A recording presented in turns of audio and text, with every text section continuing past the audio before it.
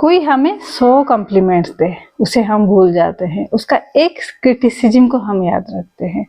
वो 100 कॉम्प्लीमेंट कोई मायने नहीं रखता है एक क्रिटिसिज्म के आगे। यही है मन की टेंडेंसी। और खाली क्रिटिसिज्म हम याद नहीं रखते, उसको हमारे जीवन में, हमारे मन के ऊपर हावी होने देते हैं। तो क्या होता है फिर? एंगर, एरोगेंस, ईगो, ये सब हमारे अंदर डेवलप करता है। फिर हम टेम्पर लूज करते हैं, शॉर्ट टेम्पर बन जाता है। और जब टेम्पर लूज होता है तो बहुत सारा गलतियां हम कर बैठते हैं। यही है मन की टेंडेंसी। जब उसे हम समझ जाएंगे तो बुद्धिमत्ता से काम ले पाएंगे। मन की टेंडेंसी है सच को विश्वास नहीं करना। सच को हमेशा संदेह की नज़र में देखता है, अविश्वास करता है, उसे अपने ऊपर हावी होने देता है। Feeling loneliness? You just remember, isolation is that when the caterpillar get its wing. So जब भी आपको लोनलीनेस जरूर रखे कि कुछ समय अकेलापन रहने से ही हम उड़ान भर पाते हैं। उड़ान भरने के लिए अकेलेपन महसूस करना जरूरी है, आइसोलेशन रहना जरूरी है।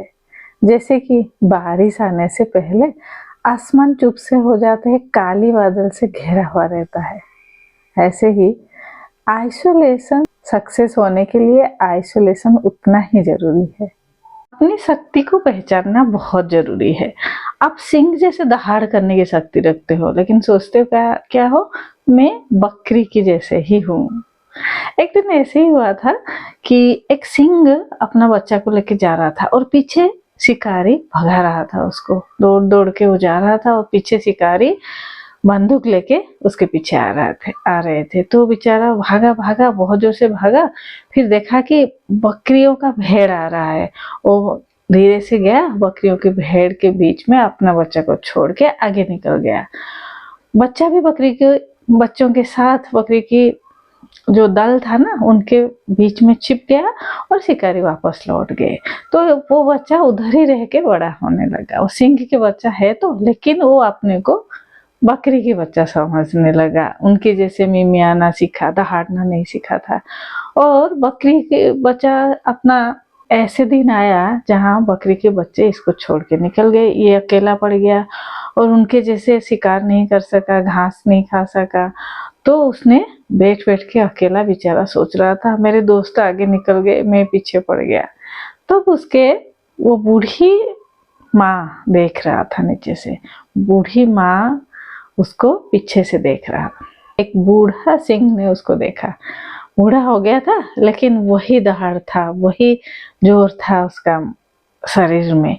फिर वो आया, बोला चलो तुम मेरे बच्चे हो, चलो मैं तुमको मेरे जैसे दहाड़ो। बोलता है नहीं, मैं आपका बच्चा नहीं हूँ, देखो मेरे सारे दोस्त भाग गए हैं, आगे निकल गए, मैं ही इधर रह गया, नहीं कर पाया कुछ भी।